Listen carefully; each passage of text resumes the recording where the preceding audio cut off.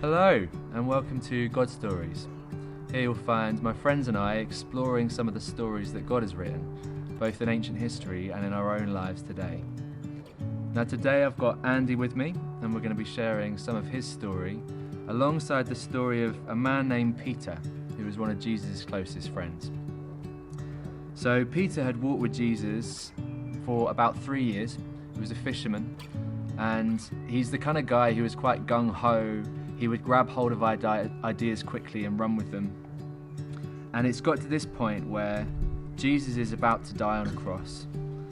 And Peter says this to him. He says, "Lord, I am ready to go with you, both to prison and to death."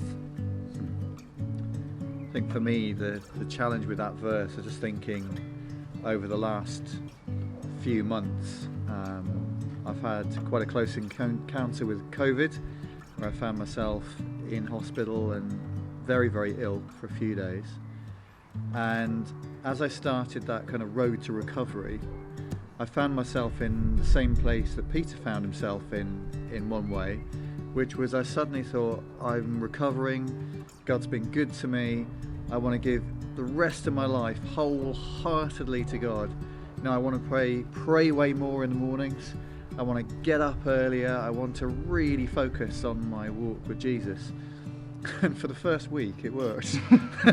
It was when it got to week 2 it got harder, and here we are, a month and a half since leaving hospital, and I'm not doing such a good job.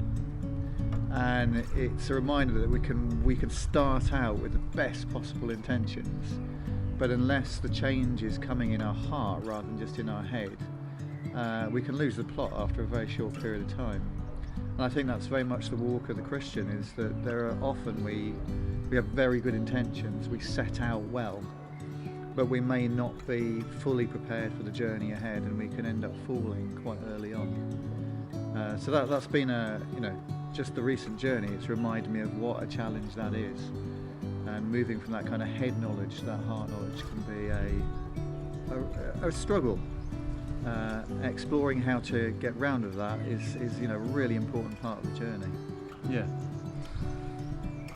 Jesus' response straight away was to say his own perspective on this. So Peter says to Jesus, "I'm going to go with you."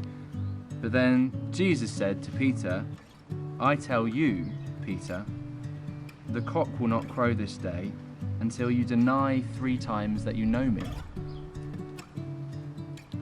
And I think this is a salutary reminder that we are broken and sin-filled, isn't it? We end up recognising, or he recognises in us, the fact that we may call ourselves faithful disciples, or we may set out to do the best, but we are going to fall short.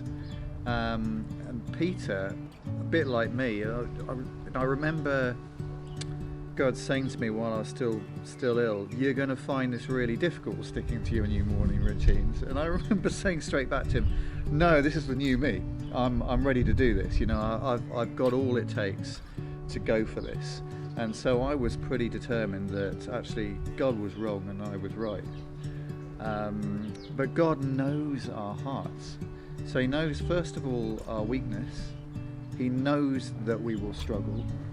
And he weeps for our struggles.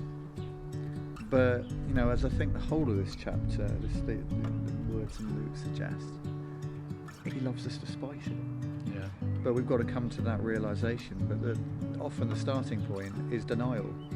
It's like, what are you saying? You're saying that I'm going to really mess up despite the fact that I'm really determined. You don't know me half as well, God, as you think you do. In actual fact, he knows us. The problem is that we don't know ourselves well enough. Yes. Yeah. And that's where the challenge comes. He knows us. I love that. You don't know me half as well as you think you do, God. It's like, I do. I tell you, Peter. Jesus knew. And we fast forward in the chapter in Luke 22, and he does. Peter denies 3 times that he knows Jesus. He doesn't go with him to death. He doesn't go with him to prison. He sits with guards outside and warms himself by the fire while Jesus is being put on trial.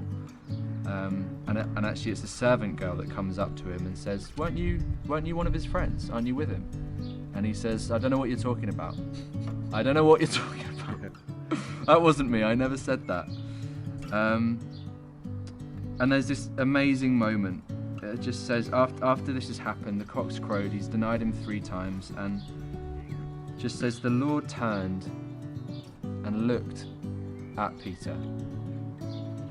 And Peter remembered the saying of the Lord, how he'd said to him, before the cock crows today, you will deny me 3 times. And he went out and wept bitterly.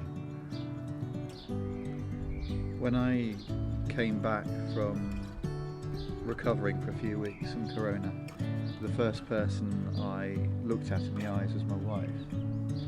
And the thing that overwhelmed me was her love, and her eyes spoke incredible love, and she was crying, but she was crying not for sadness but out of love.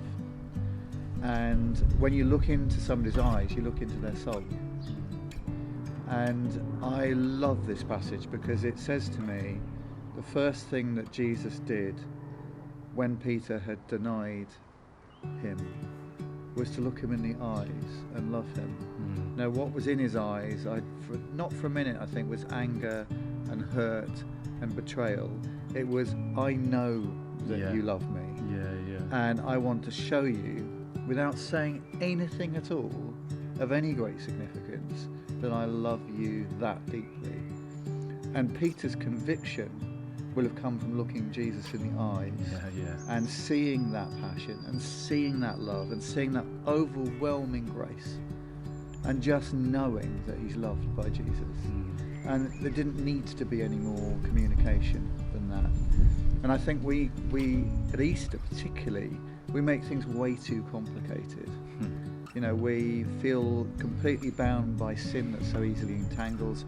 We look at ourselves and think, what an utter failure we've been. We may, through Lent, have actually gone through Lent and thought, well, what have I given up this time? And look back and thought, I didn't really give up anything. And so we encounter at Easter our own weakness face to face. And yet Jesus says, look me in the eye, look beyond the tomb, look beyond the cross, and know I just love you. It doesn't mean he's necessarily happy with the way we are. And it certainly doesn't mean he doesn't want us to continue to pursue change. But he's saying, first look at me, and then real change will come. Yes. Because as you look at me, what's being transformed is your heart, not your head. Yeah, so good. That's so good. And the thing that sticks out to me in this story is that it starts with Peter saying, this is what I'm going to do and I'm going to commit to. And then it's Jesus saying, this is what's going to happen. And then there's this moment of eye contact, and it's just like a light turns on, and Peter sees his own conviction in the light, that it didn't stand up to much. He sees Jesus' conviction in the light. I'm going to go to the cross and I'm going to die.